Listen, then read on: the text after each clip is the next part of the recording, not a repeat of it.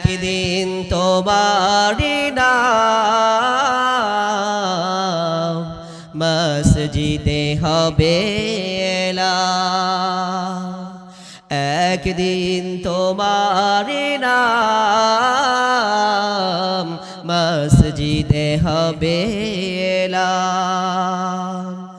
তৈরি থেকো তৈরি রেখো খবরের মাল সামান, একদিন তোমারি নাম মসজিদে হবে এলান, একদিন তোমারি নাম মসজিদে হবে এলান। ঠিক কিনা জোরে বলেন, আস্তে বললেন মনে হয়, জোরে বলেন না। হঠাৎ করে শুনবি একদিন আমার মৃত্যুর খবর, কেঁদে কেঁদে আসবে সবাই দিতে আমায় কবর, দিতে আমায় কবর। লাশটি আমার থাকবে পড়ে, লাশটি আমার থাকবে পড়ে বাড়ির আঙিনায়। ঠিক না জোরে কও। কুল্লু মান আলাইহা ফান,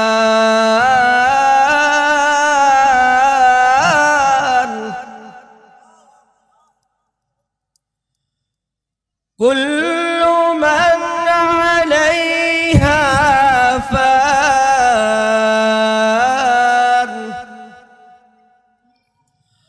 ওয়া ইয়াবকা ওয়াজহু রাব্বিকা যুল জালালি ওয়াল ইকরাম,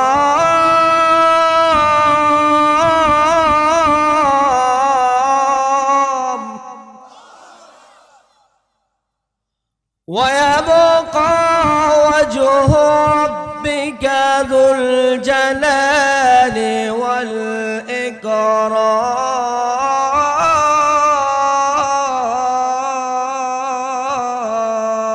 والإكرام،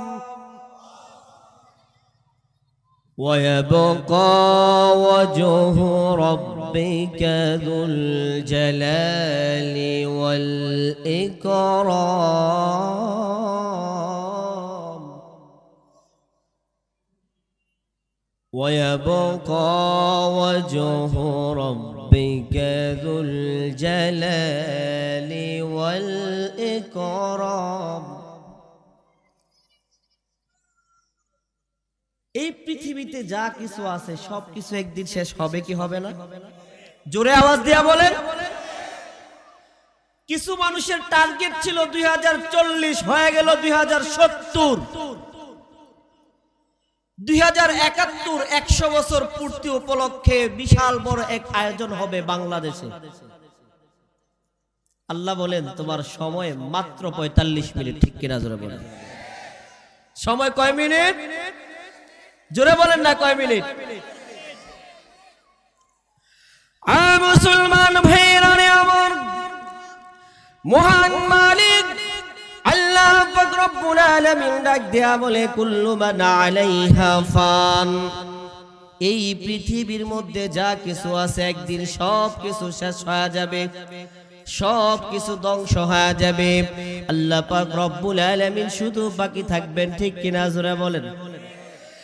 একমাত্র মহান আল্লাহ পাক রব্বুল আলামিন বাকি থাকবেন। এই পৃথিবীতে আর কোনো কিছুই থাকবে না। আল্লাহ পাক রব্বুল আলামিন যখন কিয়ামত সংগঠিত করবেন, আকাশের চাঁদগুলো জমিনে পড়ে যাবে, সূর্যটা জমিনের ভিতরে ছিটকে ছিটকে পড়ে যাবে, আকাশের তারকাগুলা তুলার মতো উঠতে থাকবে, আকাশটা তুলার মতো উঠতে থাকবে। কেউ থাকবে না, কেউ থাকবে না, কোনো মাখলুক থাকবে না, কোনো বস্তু থাকবে না, কোনো জিনিস থাকবে না। একমাত্র থাকবে কে? জোরে বলেন। আরো জোরে বলেন কে? মুসলমান ভাইরা আমার, একমাত্র মহান মালিক রব্বুল আলামিন থাকবে, আর কেউ থাকবে না। এই পৃথিবীতে বড় বড় নেতারা ছিল, এই পৃথিবীতে বড় বড় বাদশারা ছিল।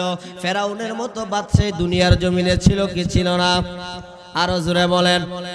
এই জমিনের ভিতরে সাদ্দাতের মতো ব্যক্তিও ছিল, যেই সাদ্দাত দুনিয়ার জমিনে জান্নাত বানিয়েছেন, ঠিক কিনা? জোরে বলেন। ও মুসলমান, সাদ্দাত নাই, ফেরাউন নাই, নমরুদ নাই, আবু জাহেল নাই। আরে মুসলমান, যে যত বড় খারাপ হোক না কেন থাকতে পারবে না, যে যত বড় ভালো মানুষ হোক না কেন সেও থাকতে পারবে না। আমার নবীর চাইতে পৃথিবীর জমিনে দ্বিতীয় আর কোনো ভালো মানুষ ছিল না। জোরে বলেন। আমার নবীর চাইতে পৃথিবীর জমিনে, আসমানের নিচে, জমিনের উপরে দ্বিতীয় আর কোনো মানুষ এরকম ছিল না। একমাত্র আমার নবী ছিলেন সর্বশ্রেষ্ঠ নবী, সবচেয়ে উত্তম আখলাকের নবী। আমার নবী ছিলেন সমস্ত নবীদের নবী। মুসলমান, সবচেয়ে ভালো মানুষ ছিলেন আমার নবী। আমার নবী পৃথিবীর জমিনে আসেনি। জোরে বলেন। আমার নবী পৃথিবীর জমিনে নাই। ও মুসলমান ভাইরা রে আমার, বুঝা গেল যেহেতু আমার নবী দু জাহানের বাদশা, সরকারে দু আলম নবী মুহাম্মদুর রাসূলুল্লাহ সাল্লাল্লাহু আলাইহি ওয়াসাল্লাম দুনিয়ার জমিনে যেহেতু নাই, যেহেতু থাকতে পারে নাই, বুঝা গেল এই পৃথিবীতে আর কোনো মানুষ থাকার অধিকার নাই, ঠিক কিনা? আল্লাহ পাক রব্বুল আলামিন এই জন্য বলেন, কুল্লু নাফসিন যায়িকাতুল মাউত,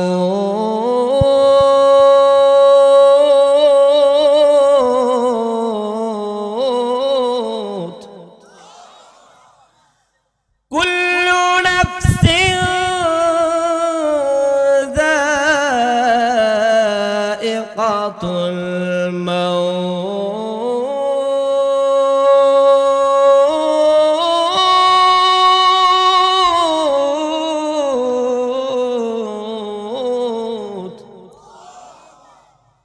কুল্লু নাফসিন যায়িকাতুল মাউত। প্রত্যেকটা মানুষ যারা পৃথিবীতে আসছে, কুল্লু মান আলাইহা ফান, সব কিছু ধ্বংস হয়ে যাবে, শেষ হয়ে যাবে, কিন্তু কুল্লু নাফসিন যায়িকাতুল মাউত, এই আয়াতের ভিতরে আল্লাহ বলেন প্রত্যেকটা মাখলুককে মৃত্যুবরণ করতে হবে। যার ভিতরে রূহ আছে তাদেরকে মৃত্যুবরণ করতে হবে। মুফাসসিরিনে কেরাম এই আয়াতের ব্যাখ্যায় বলেন, মানুষ যেহেতু স্বাদ বুঝে জিহ্বার মধ্যে লাগাইলে, আল্লাহ এমন একটা মেশিন মানুষের জবানের ভিতরে দিয়ে দিয়েছেন, যে জিহ্বাটার ভিতরে যদি মানুষ কোনো খাবার লাগায়, এটা টক না ঝাল বুঝতে পারে কি পারে না? জোরে বলেন। মিষ্টি নাকি তিক্ত মানুষ জিহ্বার মধ্যে দিলে যেরকম ভাবে অনুভব করতে পারে, বুঝতে পারে, আল্লাহ পাক রব্বুল আলামিন যেহেতু মৃত্যু নামক একটা জিনিস মানুষের জন্য নির্ধারিত করেছেন, অন্যান্য প্রাণীদের জন্য নির্ধারিত করেছেন, কিন্তু দুনিয়ার জমিনে মানুষ মজা অনুভব করতে পারে, আখিরাতের জন্য তাদের জন্য সাজাও নির্ধারিত আছে। অন্যান্য মাখলুকগুলো দুনিয়ার জমিনে তারা মজা বুঝে না, আখিরাতে তাদের কোনো সাজা নাই। এমন কিছু মাখলুক আছে যেরকম ফেরেশতারা দুনিয়ার মজা বুঝে না, আখিরাতের মজা বুঝবে না, তাদের কোনো সাজাও নাই, ঠিক কিনা? জোরে বলেন। মুসলমান ভাইরা আমার, মুফাসসিরিনে কেরাম কুল্লু নাফসিন যায়িকাতুল মাউত এই আয়াতের ব্যাখ্যায় লেখেন, মানুষের মৃত্যু বড় কঠিন জিনিস।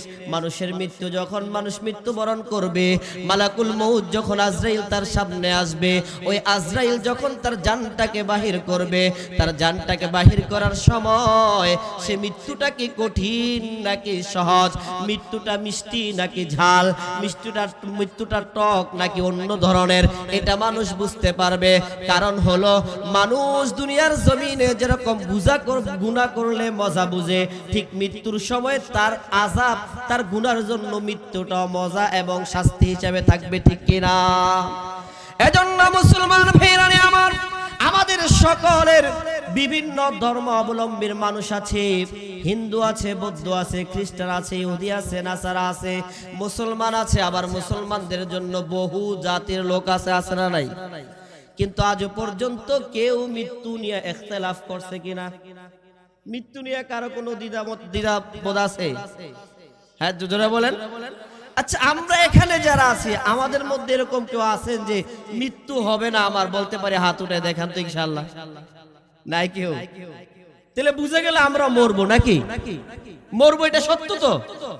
মরবেন সত্য? কবে মরবেন আজরাইল কি জানাইছে? টিকিট দিছে? হাসিনারে কি আগে স্লোগান দেওয়া হয়েছিল? টিকিট দেওয়া হয়েছিল? তাইলে সে হঠাৎ করে চলে গেছে। আমাদেরকে মনে হয় মালাকুল মউত আজরাইল বলে মৃত্যুর জন্য আমাদেরকে আগে মনে হয় একটা টিকিট পাঠাবে, একটা মেসেজ মনে হয় আমাদেরকে দিবে। কি বলেন? জুড়ে বলেন না, দিবে মনে হয়। যদি নাই দেয় তাহলে মৃত্যু হবে নিশ্চিত, কিন্তু মৃত্যু কবে হবে অনিশ্চিত। ঠিক কিনা জোরে বলে? মৃত্যু হবে নিশ্চিত, কিন্তু মৃত্যু কোথায় হবে সেটাও অনিশ্চিত। ঠিক কিনা? আমাদের যেখানে আল্লাহ রেখেছেন হায়াত, মৃত্যু, ওখানেই আমাদেরকে মৃত্যুবরণ করতে হবে। আল্লাহর নবী হযরত দাউদ আলাইহিস সালাতু ওয়াস সালাম একদিন জোহরের পরে তার কামরার ভিতরে রেস্টে আছেন, শুয়ে আছেন, আরাম করতেছেন। হঠাৎ করে দরজার মধ্যে এসে কে যেন আওয়াজ দিল, কে যেন নক করলো, শব্দ করলো, সালাম দিল। দরজা খুললেন, জিজ্ঞেস করলেন, ভাই আপনি কে? এই অসময়ে আমার দরজায় কেন এসেছেন? ওই লোক ডাক দেয়া বলে, আল্লাহর নবী দাউদ, আমি দুনিয়ার কোনো মানুষ নয়, আল্লাহর পক্ষ থেকে আমাকে পাঠানো হয়েছে। আল্লাহর পক্ষ থেকে আমি প্রেরিত একজন ফেরেশতা, যার নাম হলো আজরাইল, মালাকুল মউত। আল্লাহর নবী দাউদ ডাক দিয়া বলেন, মালাকুল মউত আজরাইল ভাই, কেন তুমি এসেছো? কারণটা কি একটু শুনতে চাই। মালাকুল মউত আজরাইল ডাক দিয়া বলেন, আল্লাহর নবী দাউদ, আল্লাহর পক্ষ থেকে ফয়সালা হয়েছে, এখনই আপনাকে জান কবজ করে আল্লাহর কাছে নিয়ে যেতে হবে। মালাকুল মউত আজরাইল কি আল্লাহর নবী দাউদ ডাক দিয়া বলে, না না মালাকুল মউত আজরাইল, এখন পর্যন্ত আমার কোনো প্রিপারেশন নাই, প্রস্তুতি নাই, আমি মৃত্যুর জন্য প্রস্তুতি নেই নাই। মালাকুল মউত আজরাইল ডাক দেয়া বলেন, আল্লাহর নবী দাউদ, আমি তো আপনাকে বড় জ্ঞানী মনে করেছিলাম। আপনার পূর্বে যে আদম আলাইহিস সালাতু ওয়াস সালাম ছিলেন, দুনিয়াতে আসেননি বলে নাই। নূহ নবী যে দুনিয়ার মধ্যে ছিল, আসেননি বলে নাই। তাহলে আপনি তাদের থেকে শিক্ষা গ্রহণ করেন নাই, তাদের থেকে প্রস্তুতি নেন নাই। আপনাকে বিন্দু মাত্র সময় দেওয়া হবে না, আল্লাহ পাকের হুকুম সাথে সাথে এখনই আপনাকে জান বাহির করে নিয়ে যেতে হবে। ঠিক কিনা জোরে বলেন? তাহলে দাউদ নবীর সুযোগ দেয় না, আমাদেরকে মনে হয় সুযোগ দিব? জোরে বলেন না। আমাদেরকে যদি এরকম সুযোগ দেওয়া হয়তো, তাইলে সকালবেলা গোড়ান থেকে চাকরির জন্য বাইর হয়েছে, খিলগাঁও ফ্লাইওভারের মাথার ভিতরে গিয়া ট্রাকের তলে পড়ে মারা গেছে, হয় না? বাইক নিয়ে বাইরেছে যুবক, কি উড়ায় দুরায় বাইক চালায়, তো রাস্তার ভিতরে হঠাৎ করে এমন ভাবে ব্রেক হয়েছে, জায়গায় ব্রেক, ঠিক কিনা? গাড়ির ভিতরে চলে গেছে, আর না হয় পাশের বাড়ির ওয়ালের ভিতরে লাগছে, আর না হয় অন্য গাড়ির ভিতরে ঢুকে গেছে। যদি আমাদের কাছে মালাকুল মউত আজরাইল বলে আসতো, তাইলে অবশ্যই আগে আমাদেরকে সিগন্যাল দিত। ঠিক কিনা জোরে বলেন? এই আমাদেরকে না দেওয়ার কারণটা কি? আমাদেরকে না জানানোর কারণটা কি? আল্লাহ কেন আমাদেরকে জানাইলেন? বনি ইসরাইলের নাম শুনছেন না আপনারা? মুসা আলাইহিস সালাতু ওয়াস সালামের যুগের একজন লোক মুসা আলাইহিস সালাতু ওয়াস সালামকে বলে, আল্লাহ, মুসা আপনি আপনার আল্লাহর কাছে বলবেন, আমি যাতে করে আমি অগ্রিম খবরগুলা জানতে পারি, আমার আগের খবরগুলা যাতে আমি অগ্রিম জানতে পারি। বলে না, তোমার দ্বারা এটা সম্ভব হবে না। বলে না, আপনি আপনার আল্লাহর কাছে গিয়ে দোয়া করেন। আল্লাহর কাছে দোয়া করছে, আল্লাহ আপনার অমুক বান্দা অগ্রিম আগের কিছু জানতে চায়। আল্লাহ বলে, মুসা আপনি না করে দেন, সে শুনলে তার জন্য মঙ্গল হবে না, ভালো হবে না। বলে না, আল্লাহ আপনি একটু ঠিক আছে গিয়ে আয়েশা বললেন, বলে না আপনি আবার গিয়ে একটু বলেন তো, দোয়া করেন তো আমি যাতে জানতে পারি। আল্লাহ বলে ঠিক আছে। দোয়া করার পরে বলে ঠিক আছে। এবার আল্লাহ তাআলা তার অগ্রিম সবকিছু জানা শুরু করে দিল, আর সব জানে। হঠাৎ করে সকালবেলা সে ঘুম থেকে উঠা সে জানতে পারলো যে আগামীকালকে তার ঘোড়াটা মারা যাবে, তার ঘোড়াটা মারা যাবে। চিন্তা করলো আমার ঘোড়াটা তো অনেক টাকার দাম, অনেক টাকার মাল, এই ঘোড়াটা যদি মারা যায় তাইলে তো সর্বনাশ, আমি তো বিপদগামী হয়ে যাব, বিপদগ্রস্ত হয়ে যাব। এবার ঘোড়াটারে বাজারে নিয়ে বিক্রি করার জন্য, তো ঘোড়া বাজারে নিলেন বিক্রি করতে, বাজারে নিয়ে বিক্রি করে দিলেন। টাকা পায়া বাড়িতে আইসা বলে, আহ কি আরাম, দেখছো মুসা তো বলছে আমার জন্য উপকৃত, আমি উপকৃত হতে পারবো না, আমার জন্য কল্যাণকর হবে না। আজকে যদি আমি অগ্রিম না জানতাম তাইলে তো আমার ঘোড়াটা আমার বাড়িতে আজকে মারা যেত, এখন বেচা দিছি অন্য জায়গায় গিয়া মারা যাবে। তো খুশি, মহা খুশি। এবার আয়েশা পরের দিন ঘুম থেকে উঠা সকালবেলা সে জানতে পারলো যে তার একটা দাসী আছে, ওই দাসীটা মারা যাবে। এখন সে মহা খুশি, আরে আগামীকালকে আমার 2-1 দিনের ভিতরে আমার দাসী মারা যাবে, তাহলে আমি দাসীটাকেও বাজারে নিয়ে বিক্রি করে দিই। এই বাজারে নিয়ে দিছে, বিক্রি করে কিছু টাকা পাইছে। টাকা পাওয়ার পরে মহা খুশি। মুসা নবী তো আমারে বলছিল যে আমি যদি শুনি তাহলে আমার জন্য অমঙ্গল হবে অগ্রিম জানার কারণে। এখন খুব মহা খুশি, অন্যের বাড়িতে গেলে মারা যাবে। তো আল্লাহ যাকে রাখে অন্য কেউ মারতে পারে, জোরে বলেন না, মারতে পারে। কিন্তু আল্লাহ যাকে মারে পৃথিবীর মহা শক্তি পরাশক্তি মিলে তাকে রাখতে পারবে। এখন সে মহা খুশি, আনন্দ। 2 দিন যাওয়ার পরে সকালবেলা ঘুম থেকে উঠা সে জানা ফেললো যে আগামীকালকে সে নিজে মারা যাবে, আগামীকালকে সে নিজে মারা যাবে। এবার মুসা নবীর কাছে গিয়ে বলে, মুসা আগে তো ভালো ছিল রে, তুমি বলেছো, আল্লাহ বলেছে আমার জন্য অগ্রিম আগে জানাটা মঙ্গল হবে না, ভালো হবে না। আরে মুসা তুমি আল্লাহর কাছে একটু দোয়া করো,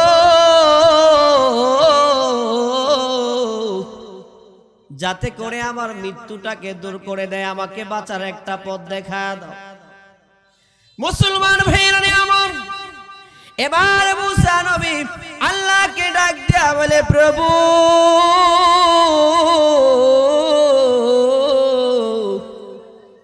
আপনার বান্দা মহা বিপদে পড়ে গেছে, আপনার বান্দাকে একটু মৃত্যু থেকে উদ্ধার করেন। আল্লাহ ডাক দেয়া বলে, মুসা তুমি জানো না আমি আল্লাহ বান্দার কখনো অমঙ্গল চাই না, বান্দার ক্ষতি হবে আমি কখনো চাই না। মুসা রে, এই বান্দার মহা একটা বিপদ ছিল, তার মৃত্যু।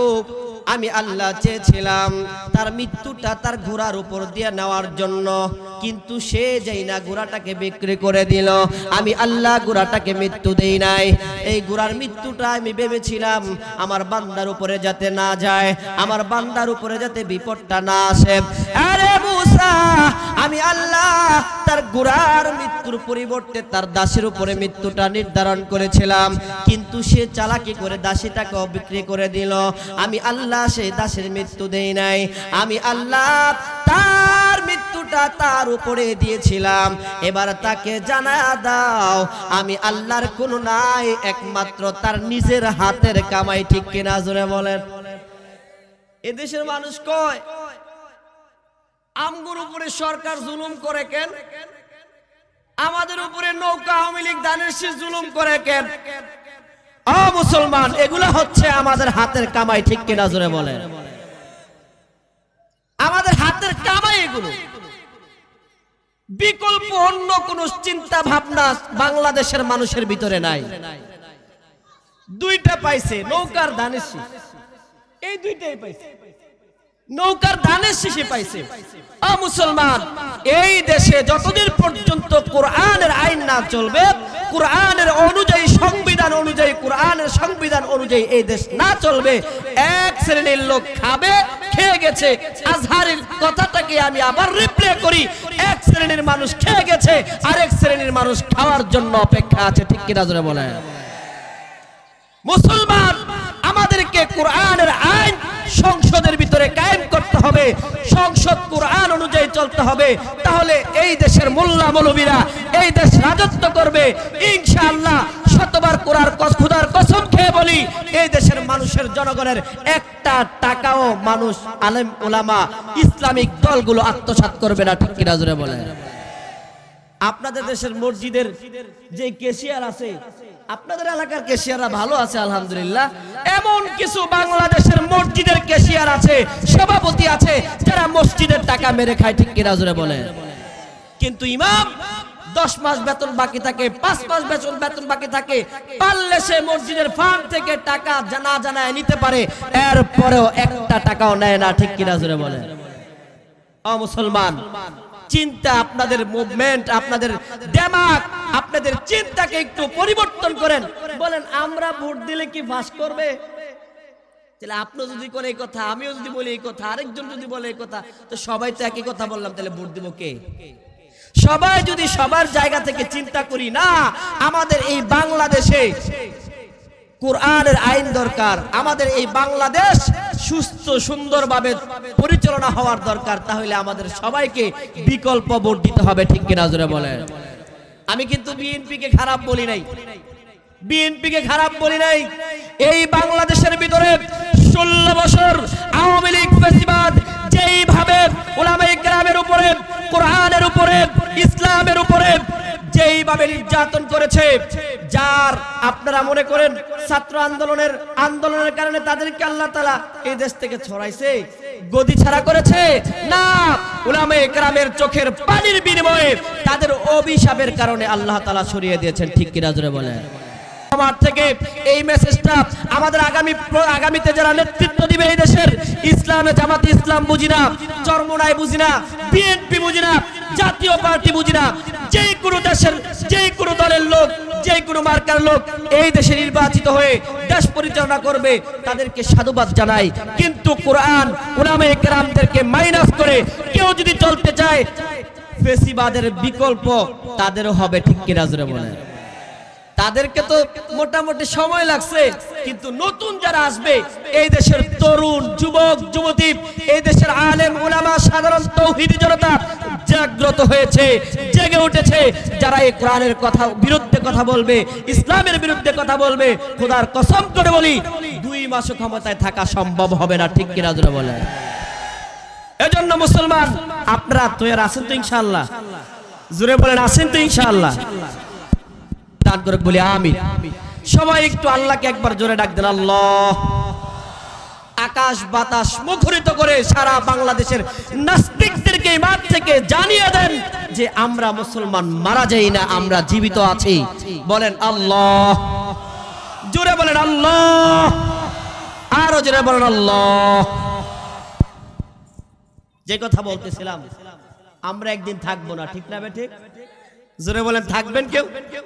দাউদ নবী থাকতে পারছে, মুহাম্মদ সাল্লাল্লাহু আলাইহি সাল্লাম থাকতে পারছে, আমরা থাকবো, কিন্তু আমাদের মরণ হবে। কোথায় হবে এটা আমরা কেউ জানি না। আমি একটা ঘটনা বলবো, এরপরে আপনারা সহজেই শেষ করে দেব হুজুর আস্তে আস্তে ইনশাআল্লাহ। তাফসীরে ইবনে কাসির রাহমাতুল্লাহি আলাইহি একটা ঘটনা নকল করেছে। উনি বলেন, একজন যুবক একটা মহিলার বাড়িতে, সে তার বাড়ির গোলাম ছিল, খাদেম ছিল। ওই মহিলাটা বাচ্চা প্রসব করেছে। তো বাচ্চা প্রসব করার পরে তার আগুনের প্রয়োজন। বলেন তো, যারা বাচ্চা প্রসব হয় তাদের আগুনের প্রয়োজন হয় কি হয় না? জোরে বলেন না, হয় কি হয় না? তো ওই মহিলার আগুনের প্রয়োজন হয়েছে। যুবকরে বলছে, যাও আগুন নিয়ে আসো। ওই যুবক আগুন নেওয়ার জন্য বাইর হইলেন। কিছু দূর যাওয়ার পরে একজন খুব সুন্দরী পাগড়িওয়ালা, সুন্দর জুব্বাওয়ালা, সাদা দাড়িওয়ালা একজন লোককে দেখলেন। ওই লোক ডাক সালাম দিলেন যুবক। ওই মুরব্বী আল্লাহর ওলি বুজুর্গ ডাক দিয়া বললেন, হে বাবু, তুমি কোথায় যাও?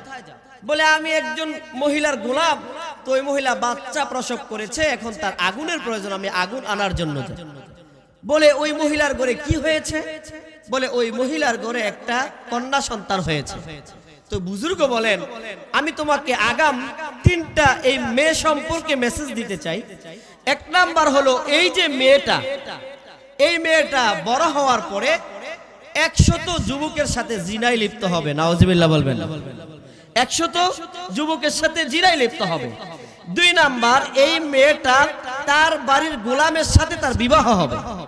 3 নাম্বার, এই মেয়েটাকে আল্লাহ পাক রব্বুল আলামিন যখন তার জানটাকে বাহির করবেন, সাধারণত একটা মাকড়সার আঘাতে সে দুনিয়া থেকে ইন্তেকাল করবে। আচ্ছা বলেন, যদি একজন মানুষ শুনে যে এই মেয়েটা বড় হইলে 100 যুবকের সাথে জিনা করবে, এই যুবক কি মাথা ঠিক থাকবে? এরে আগুনের পরিবর্তে হত্যা করবে।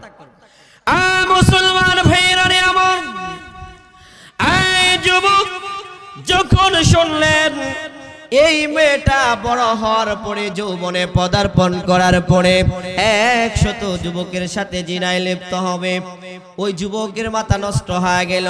সে আগুনের পরিবর্তে একটা ধারালো চাকু নিয়া ছুরি নিয়া ওই ঘরের ভিতরে ঢুকলো। ঢোকার পরে ওই মেয়েটার পেটের ভিতরে আঘাত করলো। এমন একটা অবস্থা হলো, সে পরিপূর্ণ এরকম ভাবলো যে এই মেয়েটা মনে হয় মারা গেছে, এই জন্য তারকে শাস্তি দেওয়া হবে। এই জন্য সে দৌড়িয়ে পালিয়ে দেশ থেকে অন্য দেশে চলে গেলেন। কিছু বছর, কয়েক বছর যাওয়ার পরে ওই যুবকটা আবার অনেক টাকা পয়সা ইনকাম করে সে আবার তার বাড়ির দিকে ফিরে আসলো। মুসলমান ভাইরা আমার, ওই যুবক একজন মহিলাকে জানিয়ে দিলেন তার বিবাহের প্রয়োজন, তার টাকা পয়সার কোনো অভাব নাই, তার অর্থ সম্পদের কোনো অভাব নাই, কিন্তু শর্ত হলো তার জন্য একটা সুন্দর নারীর দরকার, তার জন্য একটা সুন্দর মেয়ের দরকার, তার জন্য একটা সুন্দর বিবির দরকার। মুসলমান ভাইরা আমার, ওই যুবক যখন খবর লাগাইলেন, চতুর্দিকে খবর লাগাইলেন সুন্দরী একটা মেয়েকে বিবাহ করার জন্য, ওই যুবক যখন খবর লাগাইলেন তার জন্য একটা মেয়ে পছন্দ হয়েছে, একটা মেয়ে তার জন্য নির্ধারণ করা হয়েছে, ওই মেয়ের সাথে তার বিবাহ হয়ে গেল। মুসলমান ভাইরা আমার, বাসর ঘর যখন হয়, বাসর ঘরের ভিতরে স্বামী স্ত্রী দুইজনে মিলে আগামী ভবিষ্যতের জন্য অনেক কথাবার্তা বলে, অতীতের অনেক কথাবার্তা বলে, তারা এক একজন বিভিন্ন রকমের কথোপকথন আলাপচারিতার মধ্যে লিপ্ত হয়ে যায়। এক পর্যায়ে দুইজনে আলাপচারিতার মধ্যে লিপ্ত হয়ে গেছে। হঠাৎ করে ওই যুবক ওই মেয়েটির তার স্ত্রীর পেটের ভিতরে হাত দিয়া দেখে একটা দাড়ি দেখা যায়, একটা চিহ্ন দেখা যায়। এবার আরেকটু ভালো কইরা যুবকটা দেখলেন। এবার যুবক ডাক দেয়া বলে, প্রিয়তমা স্ত্রী, তোমার পেটের ভিতরে এটা কিসের আঘাত, এই চিহ্নটা কিসের? এবার যুবতী ডাক দেয়া বলে, প্রিয় স্বামী গো, আমি যেদিন পৃথিবীতে আগমন করেছিলাম, আমি যেদিন পৃথিবীতে এসেছিলাম, আমার মা আগুনের জন্য আমাদের বাড়িতে একটা গোলাম ছিল, ওই গোলামকে আগুন আনার জন্য বলেছিল, কিন্তু সে আগুনের পরিবর্তে একটা চাকু দিয়ে আমার পেটের ভিতরে আমাকে হত্যা করার জন্য পেটের ভিতরে চাকু ঢুকিয়ে দিয়েছিল। এর কারণটা কি বলে এটা তো আমি জানি না। এবার যুবক বুঝতে আর বাকি নাই, যুবক ডাক দেয়া বলে, প্রিয়তমা স্ত্রী গো, তাহলে আমি তোমাকে চিনতে ভুল করি নাই, আমার আর চিনতে তোমাকে বাকি নাই। তবে তোমাকে আমি 2টা মেসেজ দিতে চাই। এক নাম্বার মেসেজ হলো, তুমি কি 101টা প্রশ্ন আমি তোমাকে করতে চাই। বলে কি প্রশ্ন? প্রিয়তমা স্ত্রী, কোনো ভয়ের কারণ নাই, কোনো ভয়ের কারণ নাই, আমি তোমাকে সুন্দরী একটা মেয়ে পেয়েছি, আমার আর দ্বিতীয় কোনো কিছু চাওয়ার নাই। আমি তোমার কাছে জানতে চাই, তুমি একটা সত্য কথা বলবা। বলে হ্যাঁ, সত্য কথা বলবো। বলে কি সত্য কথা? বলে আমি শুনেছিলাম তুমি নাকি 100 যুবকের সাথে জিনায় লিপ্ত হয়ে যাইবা। আমি আজকে তোমার কাছে জানতে চাই, তুমি কি 100 যুবকের সাথে জিনায় লিপ্ত হয়েছ কিনা? মুসলমান ভাইরা রে আমার, এবার স্ত্রী ডাক দেয়া বলে, আগো স্বামী, আপনি যা শুনেছেন এর মধ্যে বিন্দু মাত্র মিথ্যা নাই। আমি 100 কম বেশি হইতে পারে, 100 যুবকের সাথে আমি জিনায় লিপ্ত হয়েছি। আমাদের দেশের কিছু মানুষ দেখবেন বউ যদি দুশ্চরিত্র হয়, দুশ্চরিত্রার বউ হয়, স্ত্রী হয়, তো সুন্দরীর পূজারি তো বাংলাদেশের মানুষ, তো সুন্দর দেখে এবার বলে আরে সমস্যা নাই, অন্যের সাথে দুই চারটা গার্লফ্রেন্ড থাকলে সমস্যা নাই, বয়ফ্রেন্ড থাকলে সমস্যা নাই। স্ত্রী স্বামীকে বলে, স্বামী স্ত্রীকে বলে আরে সমস্যা নাই, কিন্তু সুন্দরী আমি বউ তো পাইছে, ঠিক কিনা জোরে বলে। এবার যুবক বলে সমস্যা নাই, সমস্যা নাই, তুমি টেনশন করো না, আমি তোমাকে ছাড়তেছি। এবার ডাক দিয়া বলে স্ত্রী, ভবিষ্যৎ আর একটা কথা মেসেজ আমি তোমাকে জানাইতে চাই। বলে কি মেসেজ? বলে আমি শুনেছি তোমার নাকি একটা সাধারণ মাকড়সার কামড়ে, মাকড়সার আঘাতে তোমার নাকি মৃত্যু হয়ে যাইব, কিন্তু টেনশন কইরো না, আমার টাকার অভাব নাই, আমার সম্পদের অভাব নাই, আমি তোমার জন্য এমন একটা বিল্ডিং বানাবো যেখানে মাকড়সা ঢুকবে তো দূরের কথা, একটা মশা একটা পিঁপড়া পর্যন্ত ঢুকতে পারবে, এমন সুন্দর করে তোমার জন্য গ্লাস সিস্টেম করে আমি তোমার জন্য একটা বিল্ডিং বানাবো। মুসলমান সুন্দর একটা বালাখানা বানাইলেন, একটা রুম বানাইলেন। ওই রুমের ভিতরে স্বামী স্ত্রীর জোহরের পরে দুইজন শুয়া শুয়া গল্প গুজব করে, হঠাৎ করে উপরের দিকে তাকা দেখে সুন্দর করে একটা মাকড়সা হাঁটতেছেন। সুবহানাল্লাহ বলে। সুন্দর করে একটা মাকড়সা হাঁটতেছে, সুন্দর করে একটা মাকড়সা হাঁটতেছে। এবার স্ত্রী ডাক দেয়া বলে, স্ত্রী ডাক দেয়া বলে যে ওই যে মাকড়সাটা দেখা যায়, এই মাকড়সা নাকি আমাকে মারবে, এটা নাকি আমার মৃত্যুর জন্য মাধ্যম, এটা কিভাবে সম্ভব? এবার উপর থেকে বিছানার মধ্যে ঝাড়ু থাকে কি থাকে না, এই ঝাড়ু দিয়া উপর থেকে নিচে নামায়া দিলেন। নিচে নামানোর পরে পা দিয়া গোসা মারলেন জিদ্দের মাথায়, রাগের মাথায়, হে এই মাকড়সা নাকি আমারে কামড় দিয়া মারবো, এর আঘাতে নাকি আমি মারা যাইবো, আরে বেটা আমারে মারার আগে আমি তোরেই মাইরা ফেলবো। এবার মাটির মধ্যে মধ্যে পিছাই দিছে পা দিয়া। এমন বদমেজাজ মহিলা আছে না? জোরে বলেন না, আছে না নাই? স্বামী বলে রাস্তায় বাইরে না, উনি কো আপনি রাস্তায় বাইরে না, আমি যাব, ঠিক না বে ঠিক? মুসলমান এবার কিছুক্ষণ যাওয়ার পরে পায়ে ব্যথা শুরু হয়ে গেছে, কান্না শুরু করে দিছে। স্বামী ডাক দেয়া বলে প্রিয়তমা স্ত্রী কেন কান্দো, কেন কান্দো? তোমাকে তো আগেই সতর্ক করা হয়েছিল, একটা মাকড়সার আঘাতে তুমি মারা যাইবা, কিন্তু তুমি ওটাকে মারার জন্য গেলা, এখন কেন কান্দো? স্ত্রী ডাক দেয়া বলে স্বামী গো, এই যে মাকড়সার আঘাত, এটার বিষ আমার পায়ের ভিতরে লেগেছে, আমার কাছে মনে হচ্ছে গো 7 আসমান আমার মাথার উপরে, আমার উপরে চাপায়া দেওয়া হয়েছে। কিছুক্ষণ পড়ছে ইন্তেকাল করলেন। মুসলমান, আমাদের দেশের একজন চলচ্চিত্রের একজন নায়ক ছিলেন, যার নাম ছিল দিলদা। আপনার মনে আছে নি? জোরে বলেন না। না ফেরেশতা সবাই ছবি দেখেন নাই? এই দিলদারে নাকি উস্তা খায় মারা গেছে, আছে না নাই? একদিন তোমারি নাম মসজিদে হবে এলান, একদিন তোমারি নাম মসজিদে হবে এলান। তৈরি থেকো, তৈরি রেখো, খবরের মাল সামান, একদিন তোমারি নাম মসজিদে হবে এলান, একদিন তোমারি নাম মসজিদে হবে এলান। ঠিক কিনা জোরে বলেন? আস্তে বললেন মনে হয়, জোরে বলেন না। হঠাৎ করে শুনবি একদিন আমার মৃত্যুর খবর, কেঁদে কেঁদে আসবে সবাই দিতে আমায় কবর, দিতে আমায় কবর।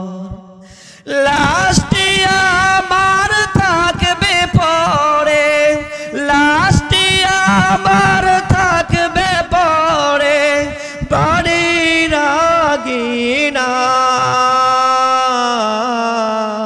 ঠিক না জোরে কও। মুসলমান, এই সময় আমাদের সবার সামনে আছে না নাই? তাহলে কে কে মরণের কথা বিশ্বাস করেন? হাত উঠায় দেখান। নারায়ে তাকবীর। আল কোরআনের আলো, আল হাদিসের আলো, কোরআন হাদিস যেখানে, উলামায়ে কেরাম যেখানে, নারায়ে তাকবীর। মুসলমান হাত নামান।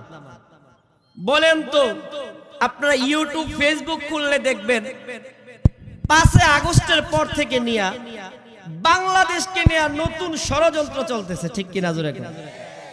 কখনো দেখি চাপাই নবাবগঞ্জ দিয়া, আবার কখনো দেখি পঞ্চগড় তেতুলিয়া দিয়া, আবার কখনো দেখি আমাদের যে কুমিল্লা দিয়া, বিভিন্ন সাইড দিয়া খোসা মারে, গাছ কাটে, তার দে, লাইল কাটে, রাস্তা বানায়। ঠিক কিনা জোরে কও। তার মানে কি? একটা ইস্যু তারা খুঁজতেছেন, একটা ইস্যু খুঁজতেছেন, কিন্তু পারতেছেন না কেন? বাংলাদেশের প্রশাসনিক, সেনাবাহিনী এবং বিজিবি তাদেরকে সাধুবাদ জানায়। ঠিক কিনা জোরে বলেন। এরা হচ্ছে আমাদের বন্ধু, এরা হচ্ছে দেশের বন্ধু, এবং আপনাদের মতো সচেতন নাগরিকদের কারণে আজকে বাংলাদেশ নিয়ে যতই ষড়যন্ত্র করতেছেন তারা সাকসেস হতে পারছেন না। ঠিক কিনা জোরে বলেন। ও মুসলমান, এর মধ্যে সবচেয়ে বড় অবদান যেটা, আপনারা সাধারণ পাবলিক যা কিছু করেন আর না করেন, বিশ্বাস করেন আর না করেন, কিন্তু বিশ্বাস করলেও ঠিক, আপনারা ঠিক বললেও ঠিক, আপনারা যদি বিশ্বাস না করেন তারপরেও ঠিক, একমাত্র এই দেশের কওমি মাদ্রাসার এতিম ছাত্র আলেম উলামাদের চোখের পানির বিনিময়ে আজও পর্যন্ত বাংলাদেশ টিকে আছে। ঠিক কিনা জোরে বলেন। ও মুসলমান, আমি আপনাদের কাছে একটা বিষয় জানতে চাই, সেটা হচ্ছে এই দেশের মাদ্রাসাগুলা টিকে থাকুক আপনারা চান কি চান না? জোরে বলেন, চান কি চান না? আমার নবী যখন যুদ্ধের ময়দানে যাইতেন, যুদ্ধের ময়দানে যাওয়ার আগে আমার নবী বিশ্ব নবী রাহমাতাল লিল আলামিন সাহাবায়ে কেরামদেরকে নিয়ে সাহাবায়ে কেরামের মজলিসে বলতেন, ও সাহাবীরা, আগামী কালকে বা অমুক তারিখে আমরা যুদ্ধের ময়দানে যাব। তো যুদ্ধে যাওয়ার জন্য আমাদের অস্ত্র তৈরি করতে হবে, সরঞ্জাম কিনতে হবে, আমাদের ডাল কিনতে হবে, এই জন্য কিছু হাদিয়ার প্রয়োজন। মুসলমান, রাসূল সাল্লাল্লাহু আলাইহি সাল্লাম অস্ত্র কিনেছেন যুদ্ধের জন্য। সাহাবায়ে কেরাম ওই রাসূলের রুমালের মধ্যে, টুপির মধ্যে দান করেছেন। ও মুসলমান, বর্তমান সমাজের এক একটা অস্ত্র, এক একটা, আমাদের ইউরোপ আমেরিকার ভিতরে ক্ষেপণাস্ত্র আছে, আমাদের পার্শ্ববর্তী দাদার দেশ ভারতের ভিতরে ক্ষেপণাস্ত্র আছে। ও মুসলমান, আমাদের ক্ষেপণাস্ত্র বাংলাদেশের এক একটা মামুনুল হক সাহেব। ঠিক কিনা জোরে বলেন। আমাদের বাংলাদেশের এক একটা ক্ষেপণাস্ত্র হলো ফয়জুল করিম পীর সাহেব চরমনাই। ঠিক কিনা জোরে বলেন। আমাদের এক একটা ক্ষেপণাস্ত্র হলো এই দেশের হাজারো লক্ষ কোটি তরুণদের হৃদয়ের স্পন্দন আল্লামা হাফিজুর রহমান সিদ্দিক। ঠিক কিনা জোরে বলেন। ও মুসলমান, এই দেশের হাজারো আলেম উলামাদের হৃদয়ের স্পন্দন, আম জনতার লক্ষ কোটি মানুষের হৃদয়ের স্পন্দন আল্লামা ডক্টর মিজানুর রহমান আজহারি এই দেশের এক একটা ক্ষেপণাস্ত্র। ঠিক কিনা জোরে বলেন। ও মুসলমান, আমি জানতে চাই, এই মামুনুল হক সাহেবকে ঢাকা ইউনিভার্সিটি থেকে হয়েছে? জোরে বলেন। ফয়জুল করিম সাহেবকে ঢাকা ইউনিভার্সিটি থেকে হয়েছে? রাজুল করিম সাহেব ঢাকা ইউনিভার্সিটি থেকে হয়েছে? মিজানুর রহমান আজহারি ঢাকা ইউনিভার্সিটি থেকে হয়েছে? একমাত্র কওমি মাদ্রাসার মাধ্যমে। ঠিক কিনা জোরে বলেন। এই মাদ্রাসা আপনারা চান কি চান না? আরো জোরে আওয়াজ দিয়ে বলেন, চান কি চান না? কিয়ামত পর্যন্ত এই মাদ্রাসাগুলো টিকে থাকুক। কে কে চান? হাত উঠায় দেখান। নারায়ে তাকবীর, নারায়ে তাকবীর। আল কোরআনের আলো, কওমি মাদ্রাসা যেখানে, হাত নামা।